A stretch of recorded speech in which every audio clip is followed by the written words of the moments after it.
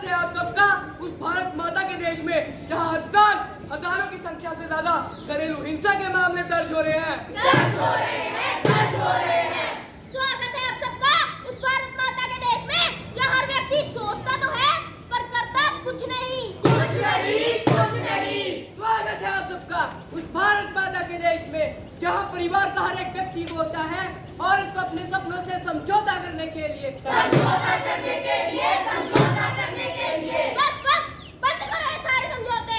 मैं निर्भया कहूँ या दामिनी या कहूँ मौमिता, पर हूँ तो मैं एक आम लड़की। जी हाँ, एक लड़की जिसके घर से बाहर निकलने पर उसकी माँ चिंतित होती है कि क्या उसकी बेटी सुरक्षित रह पाएगी। लक्ष्मी, सरस्वती, दुर्गा, काली, ऐसे ही कितने रूपों में पूजते हो ना नारी को। फिर एक स्त्री को देखकर तुम्हारी वह श्रद्धा वह भक्ति कहाँ चली जाती है? क्यों केवल तुम्हें नारी का शरीर ही नजर आता है? नारी जीवन के बीज को अपने गर्भ में पालकर संसार का संवर्धन करती है। संसार को जन्म देने वाली नारी कभी कभी कोख में ही मार दी जाती है। समझती ही नहीं, मुझे केवल लड़का चाहिए। पहले से ही 3 लड़के हैं ना, वही क्या कम है? मेरी फूटी किस्मत। सुन रे छोरा, सारी घराली ने ना छोरे की रेल बना रखी है। फिरते छोरी। ये क्या है? फिरते छोरी। ला इधर है। ला। छोड़ दो मेरी बेटी को, छोड़ दो मेरी ला। बेटी को। इस बार इसे दूध की कढ़ाई में डुबोकर भैरव बाबा को बलि चढ़ा देंगे। सच में कभी-कभी तो लड़की को जन्म लेते ही काल के हाथों में सौंप दिया जाता है। या दहेज के नाम पर औरत को तिल-तिल करके मारा जाता है। तिल-तिल करके मारा जाता है। तिल-तिल करके मारा जाता है। दुनिया बदले, युग बदले, पर ना बदली तो केवल महिलाओं के प्रति पुरुष वर्ग की गंदी मानसिकता। पौरुषता का झूठा दम भरने वाली ये पुरुष नारी की अस्मिता को तार-तार कर देते हैं, तार-तार कर देते हैं, तार-तार कर देते हैं। ओ मैं निकला गड्डी लेके और सत्ते पे और सड़क पर ओ एक मोड़ आप सीधे नहीं खड़े हो सकते क्या? कितनी देर से मेरे ऊपर ही गिरे जा रहे हैं। अरे मैडम, आप जातों पर गिरने के लिए तो हम अपनी कारें छोड़कर बसों में सफर करते हैं जाने मन। अरे मैडम, अगर इतनी ही दिक्कत है तो अपनी गाड़ी से आया करो ना। वैसे भी बसों में तो धक्का मुक्की चलती ही रहती है। माँ, वो बस में कुछ लड़के क्या किया उन लड़कों ने? नहीं, तेरी ही गलती होगी। तू नहीं उन्हें शादी होगी। और भेज इसे कॉलेज। कहा था ना 12वीं के बाद शादी करवाकर छुटकारा पा इस मुसीबत से। अरे मुझे क्या पता था कि ये कॉलेज जाने के नाम पर अपना और हमारा मुकाबला करवा कर आएगी। पर माँ, मैंने तो कुछ किया ही नहीं। आज से तेरा कॉलेज जाना बंद। मैंने कितने बड़े-बड़े सपने देखे थे। सोचा था कितनी बड़ी अफसर बनूंगी, अपने माँ बाप का नाम रोशन करूंगी। लेकिन मेरा ये चेहरा जो आज मेरा ही दुश्मन बन चुका है, तो लो आज मैं इसे ही अपने हाथों से मिटा देती हूँ। इसे ही अपने हाथों से मिटा देती हूँ। बस हो या बाजार, घर हो या ऑफिस, नारी कहीं भी सुरक्षित नहीं है। क्या मैं अंदर आ सकती हूँ सर? जी हाँ सिमरन, आज फिर से इतना लेट। ला।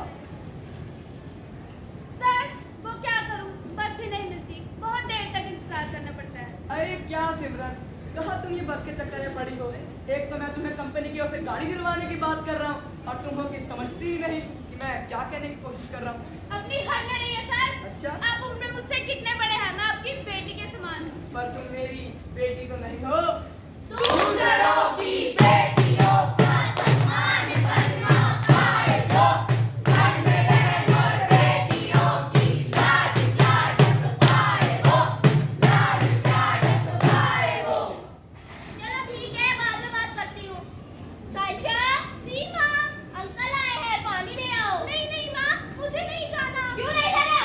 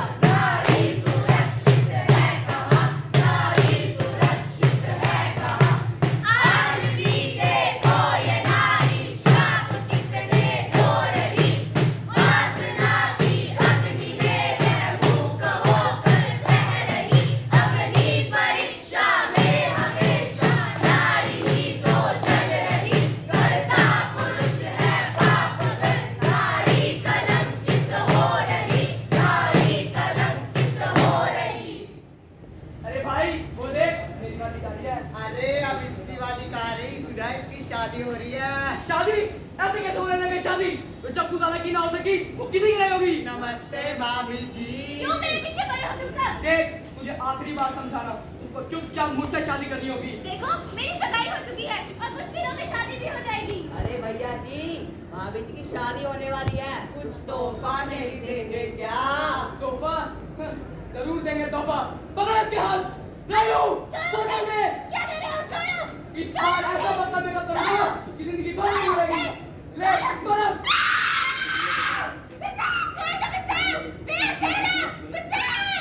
ऐसी दरिंदगी भरी घटनाओं से हमारा देश कांप उठा है और हमारे समाज के नेता कहते हैं।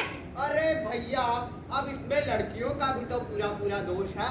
उन्हें चाहिए कि वो छोटे छोटे कपड़े ना पहने, वाह! सादे अब- कपड़े पहने। वाह, अब अपनी गंदी मानसिकता का दोष एक औरत के सर पर डाल दो। क्या मेरा दबा ढका लिबास मुझे उन दरिंदों की वहशी नजरों से बचा पाया? और हमारे समाज के ठेकेदार कहते हैं, अरे भैया, अब लड़कियों को चाहिए कि वो देर रात तक सड़कों पर ना घूमे। आप बाहर की बात कर रहे हैं। क्या एक लड़की घर या ऑफिस कहीं भी सुरक्षित है? क्या हमारा अकेले ना होना हमारी सुरक्षा की गारंटी है? कौन लेगा हमारी सुरक्षा की जिम्मेदारी? पुलिस, समाज, कौन लेगा हमारी सुरक्षा की जिम्मेदारी? भैया, अब हर लड़की की सुरक्षा तो पुलिस कर ना सके है। लोगों को भी तो चाहिए कि वे अपनी जिम्मेदारी के प्रति जागरूक रहे। वाह, अब जनता पुलिस पर, पुलिस कानून पर, कानून समाज पर, समाज फिर से लड़की पर। समाज अपनी जिम्मेदारियों से कर्तव्य विमुख होना चाहता है।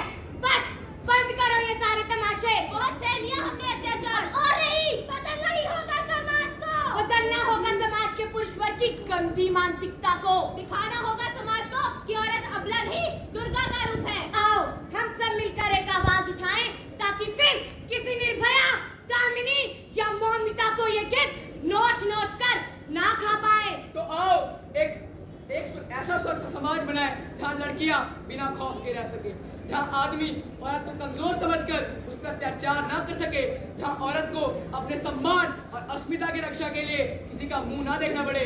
नारी को